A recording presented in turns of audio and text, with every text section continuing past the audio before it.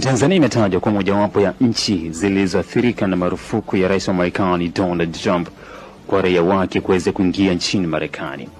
Japokuwa hatua hii kwa Tanzania sio kamili, lakini raia wa Tanzania watakabiliwa na masharti magumu zaidi ili kuweza kuingia nchini humo, ikiwa ni pamoja na aina ya visa watakazotumia, sababu ya safari zao, pamoja na uchunguzi wa kiusalama.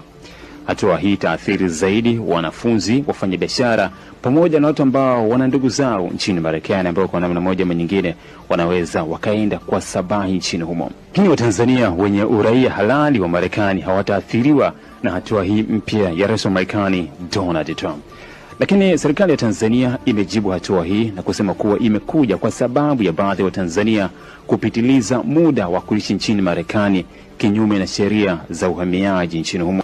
Serikali ya Tanzania imesema kuwa itaendeleza mazungumzo na Marekani ili hali irejee kuwa ya kawaida, lakini ikawasisitiza raia wake sasa wa Tanzania ambao wanataka kuingia nchini Marekani kufuata sheria na masharti ambayo yamewekwa ili yaweze basi kuwasaidia kuingia nchini Marekani. Kuna baadhi ya nchi za Kiafrika ambazo zimekumbana na hatua hii moja kwa moja, kwa maana kwamba raia wao hawataruhusiwa kuingia nchini Marekani kabisa.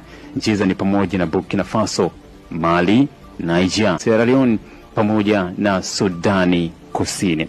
Hatua hii ya Donald Trump kuhusu sera ya uhamiaji imezua mjadala mkubwa zaidi kwa namna ambavyo sera hizi kadri siku zinavyoenda zimekuwa zikibadilika na kuyalenga mataifa moja kwa moja na raia wa nchi zake kuweza kuingia nchini Marekani. Rais wa Marekani Donald Trump amekuwa akisema kuwa hatua hizi ni muhimu kwa nchi yake kwa sababu ya kuzuia uhamiaji haramu na kulinda mipaka ya nchini Marekani. Je, hatua hii unaionaje ambayo Rais wa Marekani Donald Trump ameichukua juu ya Tanzania na baadhi ya nchi za Afrika kama Burkina Faso, Mali, Niger pamoja na Senegal?